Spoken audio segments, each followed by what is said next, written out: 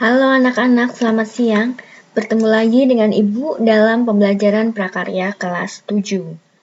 Minggu lalu kita sudah belajar mengenai fungsi kerajinan tekstil, prinsip kerajinan tekstil, dan teknik dalam kerajinan tekstil. Nah, hari ini kita akan lanjut materi mengenai proses produksi kerajinan tekstil. Materinya khususnya kita akan mempelajari kerajinan tekstil tapestri, batik, sulam, dan jahit aplikasi. Yang pertama, tapestri.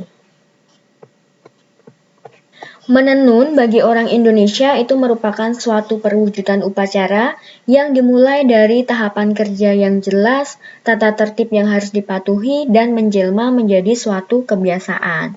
Kemudian nantinya itu akan tercipta hiasan tenun yang indah, menawan, dan memiliki harmonisasi dari warna dan tekstur. Kemudian alat dan bahan untuk membuat tapestri, alatnya itu ada kayu spandram yang diberi paku untuk benang lungsi. Kayu spandram dulu sudah pernah Ibu lihatkan gambarnya ya. Kemudian ada batang kayu. Selanjutnya bahannya itu ada benang tipis untuk lungsi dan benang tebal untuk pakan. Selanjutnya kerajinan tekstil batik. Ini ya. Berdasarkan wilayah penyebaran motif pada kain batik dan dilihat dari periode perkembangan batik di Indonesia, batik itu dapat dibagi menjadi dua, yaitu batik pedalaman dan batik pesisir. Kita lihat yang pertama, batik pedalaman.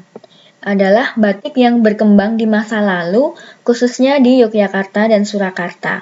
Seringkali dikenal sebagai batik keraton atau batik klasik. Nah, pada pembuatannya, itu tidak sembarang orang dapat melakukan proses pembatikan. Kenapa? Karena batik pendalaman ini, untuk membuatnya itu menggunakan ritual khusus.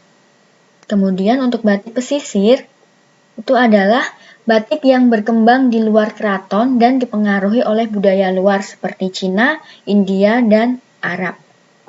Kemudian, yang membuat batik ini adalah rakyat jelata yang membatik sebagai pekerjaan sambilan atau hanya pekerjaan sampingan. Dan kalau batik pesisir itu tidak memerlukan ritual. Kemudian, alat dan bahan untuk membuat batik. Alatnya itu ada canting untuk memindahkan atau mengambil cairan, kemudian kompor untuk melelehkan lilin atau malam. Kemudian bahannya itu ada kain katun putih, kemudian malam atau lilin, kemudian zat pewarna batik. Zat pewarnanya ini bisa sintesis atau buatan, dan pewarna alami. Kemudian kerajinan tekstil sulam. Sulam adalah hiasan yang dibuat di permukaan kain atau bahan lain dengan jarum dan benang. Kemudian sulam bahan dasarnya ini ya, jarum dan benang. Kemudian jenis sulaman itu ada 4. Yang pertama jenis sulam kepala peniti, yang kedua sulam bayang, yang ketiga sulam renda bangku, yang keempat sulam pita. Nah, kita lihat satu-satu. Yang pertama tadi adalah sulam kepala peniti. Sulaman kepala peniti ini adalah sulaman dengan tekstur menyerupai jarum pentul yang berukuran kecil. Ini contohnya, kecil-kecil. Kemudian, kalau sulam bayang itu adalah jenis sulaman dengan teknik penempatan kain yang bertindih. Kain warna diletakkan pada bagian dalam atau bawah kain dasar, sedangkan sulaman itu dilakukan pada bagian atas kain dasar. Contohnya ini. Selanjutnya, sulam renda bangku adalah jenis sulaman yang memiliki fungsi sebagai renda bangku atau taplak. Nah, bentuknya juga seperti renda. Ini ya. Kemudian, Yang keempat, sulam pita merupakan jenis sulam yang menggunakan pita dengan berbagai ukuran dan ketebalan yang bervariasi. Contohnya ini. Selanjutnya, kerajinan tekstil yang menggunakan jahit aplikasi. Jahit aplikasi itu jenisnya ada 5. Yang pertama, jahit aplikasi standar. Yang kedua, jahit aplikasi pada potong sisip. Yang ketiga, jahit aplikasi pada potong motif. Yang keempat, jahit aplikasi pada lipat potong. Dan yang kelima, jahit aplikasi pengisian. Kita lihat satu-satu. Jahit aplikasi standar itu adalah kerajinan tekstil yang dikerjakan dengan cara membuat gambar pada kain, kemudian kainnya digunting, dan ditempel pada lembaran kain yang kemudian diselesaikan dengan teknik sulam.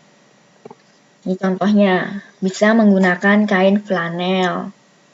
Kemudian, jahit aplikasi pada potong sisip adalah teknik menghias permukaan kain yang dikerjakan dengan melubangi bagian dasar kain yang telah digambari motif sesuai dengan rencana.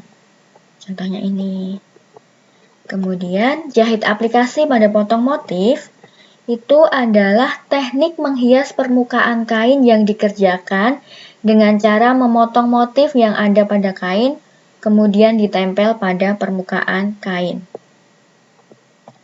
Ini ya contohnya, kainnya ini dipotong, setelah dipotong baru ditempel pada kain putihnya ini, kemudian dijahit. Gitu. Selanjutnya, jahit aplikasi pada lipat potong.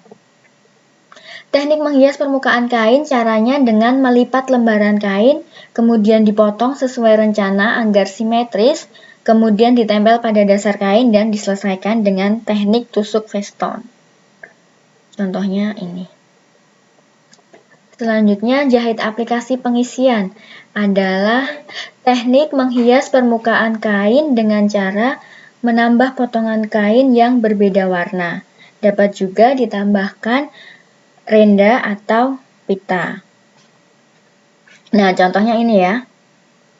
Kainnya berbeda sehingga bentuknya itu dapat terlihat.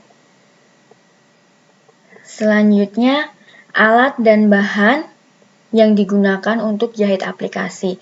Alatnya yang pertama adalah jarum jahit tangan dan jarum sulam. Nah, jarum sulam itu berfungsi untuk membuat berbagai macam tusuk hias yang dikerjakan dengan tangan ya. Kemudian selanjutnya gunting. Gunting itu dapat berupa gunting kain, gunting kertas, gunting benang, atau gunting sulam. Kemudian jarum pentul dan bantalan jarum itu untuk jarum pentul itu berfungsi untuk membantu menggabungkan kain satu dengan lainnya agar tidak bergeser dari tempatnya. Kemudian kalau bantalan jarum berarti berfungsi untuk menempatkan jarum agar rapi dan tidak berserakan, tentunya tidak membahayakan tangan kita. Kemudian untuk tudung jari dan alat pemasuk benang, kalau tudung jari itu berfungsi untuk melindungi jari dari tertusuk jarum, dan kalau pemasuk benang itu berarti membantu untuk memasukkan benang pada lubang jarum. Maaf ya, ada suara pesawat lewat. Semoga tidak terdengar dengan jelas. Kemudian selanjutnya, pemidangan. Pemidangan ini digunakan untuk meregangkan kain agar permukaannya itu menjadi rata dan licin, sehingga memudahkan pada saat kegiatan menyulam. Kemudian pensil atau kapur jahit itu dibutuhkan untuk menggambar pola-pola yang akan dijadikan aplikasi pada kertas dan kain.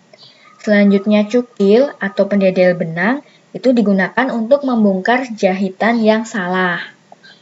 Kemudian setrika itu untuk menghaluskan pola-pola aplikasi agar mudah dijahit. Kemudian bahannya itu ada benang jahit atau benang sulam, kemudian kain bermotif atau polos, dan kain felt. Selanjutnya, materi hari ini cukup. Dan materi kerajinan tekstil sampai di sini. Kemudian nanti pukul 11:30 silahkan kalian membuka tugas kelas, cari judul tugas 3. Kemudian silahkan dikerjakan. Nah, untuk minggu depan, karena materinya sudah selesai, maka akan ada penilaian harian ya. Materinya khusus untuk kerajinan tekstil. Mulai dari fungsi dan prinsip kerajinan tekstil, kemudian jenis dan karakteristik kerajinan tekstil, dan materi hari ini. Silahkan dipelajari baik-baik agar nilai kalian bagus. Begitu ya anak-anak, silahkan nanti 11:30 langsung mengerjakan tugasnya agar tidak menumpuk. Selamat siang, Tuhan memberkati.